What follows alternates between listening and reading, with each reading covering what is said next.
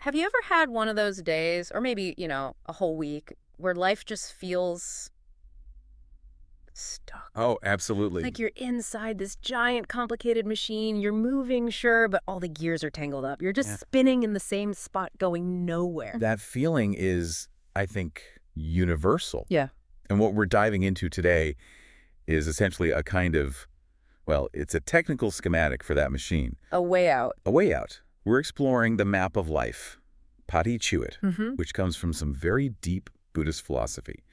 The source material frames it perfectly as a path from chaos to clarity. And I think that's such a comfort, just knowing there is a map, that the chaos isn't just random. Yeah, exactly. It's understandable. Yeah. And this map, it isn't just theory. It distills these key concepts to show us exactly why we feel stuck. And crucially, how to get unstuck. Precisely.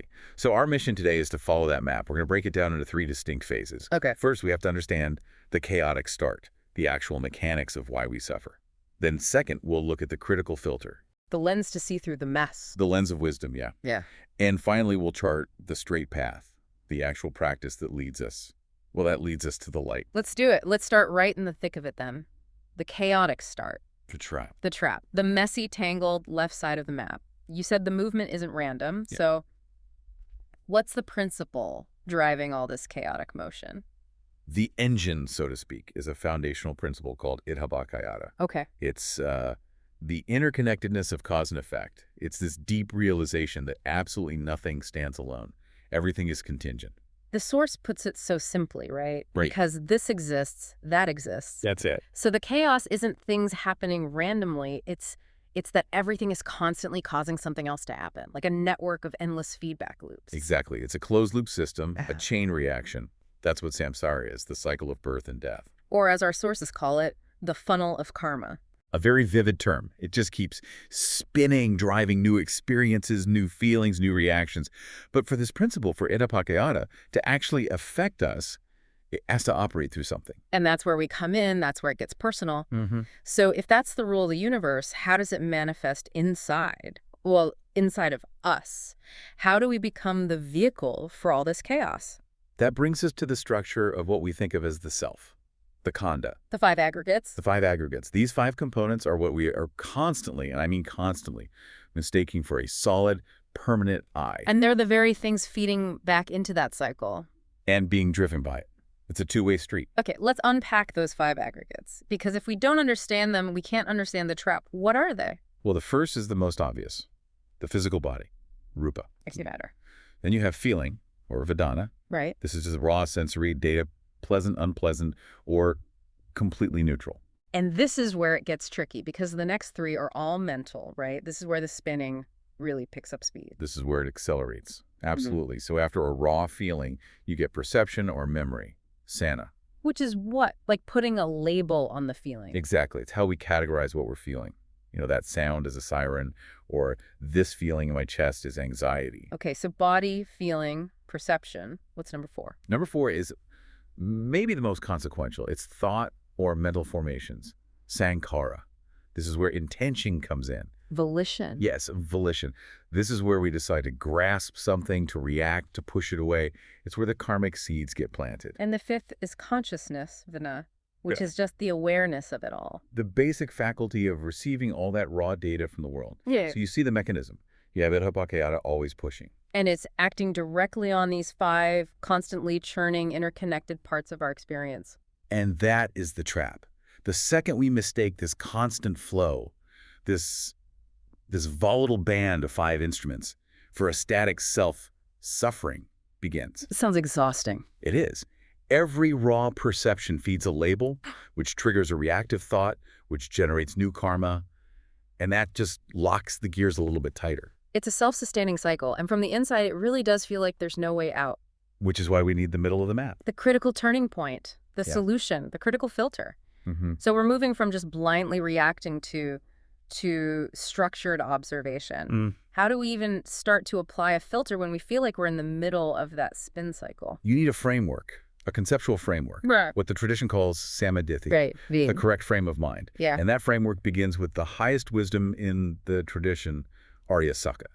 The Four Noble Truths. Okay, so the Four Noble Truths are like the blueprint. They validate the reality of the chaos we just talked about. They do. They define the problem suffering, dukkha. They identify its cause craving, tanha.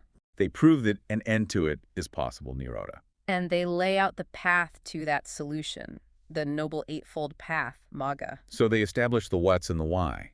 But, to move from just intellectually agreeing with it, yeah, sure, life is suffering, to actually changing your perspective. You need something more practical. You need a specialized lens, a lens to view reality through that framework. And that lens is tilakkhana, the three characteristics of existence. I find this so fascinating. The truths give us the map. But the characteristics give us the eyesight to actually read it. Okay, let's look at those three characteristics. What makes up this lens? The first one is impermanence, anicca. Anicca, simple but revolutionary. Everything changes, period. Nothing is static.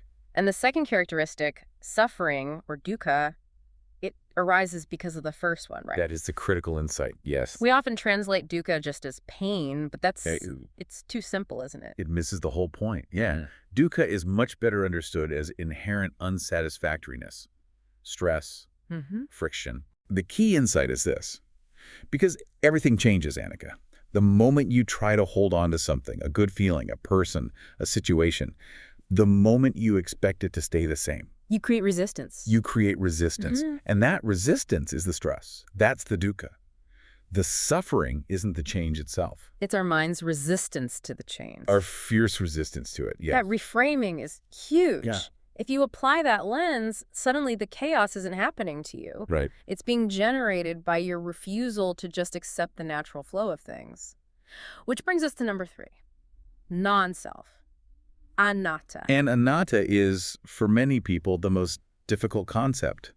It challenges our fundamental sense of who we are. Because it says that nothing, not even those 5 aggregates we talked about, is a permanent fixed entity. There's no soul, no fixed I. It's all just process. All process. So how does that help? I think the common Western resistance is, well, if there's no fixed self, who's making the decision to get better? Who's doing the work? That is the essential question, isn't it? The realization of anatta stops the grasping. Think about the person you were 10 years ago. Okay. That person felt completely like you, right? But their thoughts, their selves, their goals, most of that is gone. Self isn't a solid statue. It's a constantly flowing river, a series of processes. Anatta just means we stop wasting so much energy protecting something that was never permanent to begin with.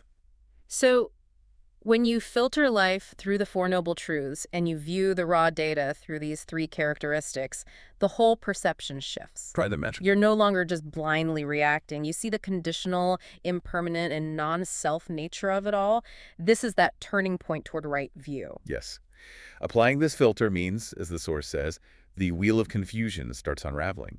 You can look at anger, the feeling, the thoughts, and just recognize it as anicca, dukkha, and anatta. It's a condition that arose, so it has to pass. It has to pass. Yeah. You don't get swept away by the drama anymore. And that clarity, it leads us logically to the right side of the map. Straight path. Right. The intellectual framework is there. So the path isn't a tangled maze anymore. It becomes systematic, direct. And the practice for that is satipatthana, the 4 foundations of mindfulness. This is where we put the insights to work.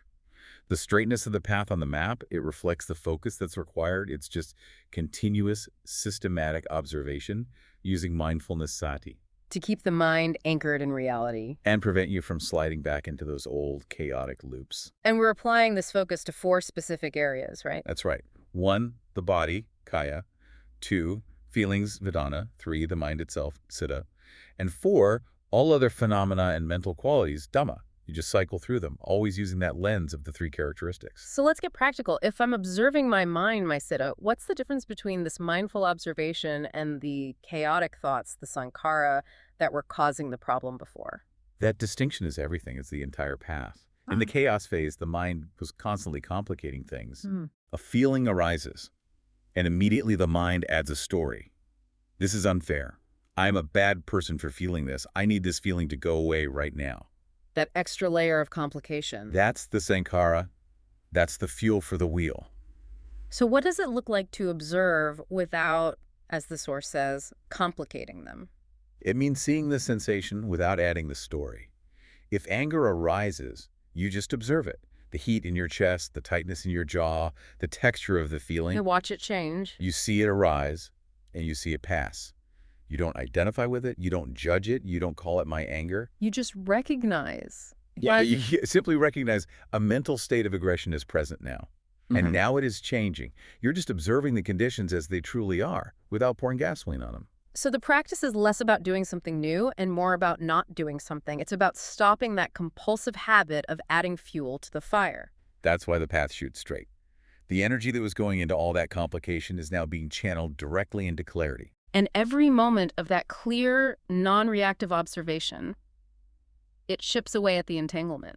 Precisely.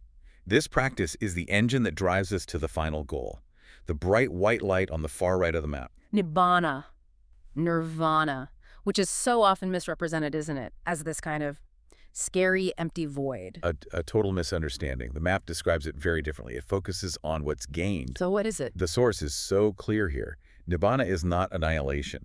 It is the complete cessation of suffering dukkha dabs long. It is total liberation lutpon. It's the ending of that compulsive cycle. The gears finally stop spinning. It's freedom. Freedom from the rule of contingency, because the mind is no longer creating the conditions for more suffering. It's a state of absolute uncompounded peace. It's an incredible journey when you see it laid out like this, from feeling trapped in that spinning machine, To the intellectual realization that the machine is fueled by our own resistance. to the systematic practice of just not complicating things. It's a genuinely complete path. When you look at the map as a whole, you see the movement. From the spinning gears on the left, driven by Idappaccayata and felt through the Khanda. Through the central clarifying filter of wisdom, the Four Noble Truths and the Three Characteristics. And from there, that clarity allows you to walk the straight line of focused, non-reactive practice, Satipatthana. Which takes you right to the cool light of Nibbana. It's a complete integrated system. And if you're listening and you feel like you're perpetually stuck in those left-hand gears, the constant feeling, reacting, thinking loop, The map gives you a place to start. an immediate, concrete action. You don't have to attain liberation tomorrow. You just need to begin that conscious act of shifting your perspective. Start seeing those five aggregates, that emotional turmoil, not as a fixed part of you, but as what they are. Temporary, conditional processes. Impermanent, stressful, and not self. And the very act of applying that lens, even for a moment, it can slow the spin. It really can. And I think the ultimate lesson of this map of life is that true liberation isn't about finding new experiences or running away from reality. It's about changing how we process the experiences we're already having. Exactly. What would your life actually look like if you just stopped complicating it? Yeah. That shift in processing, that is the entire path to clarity.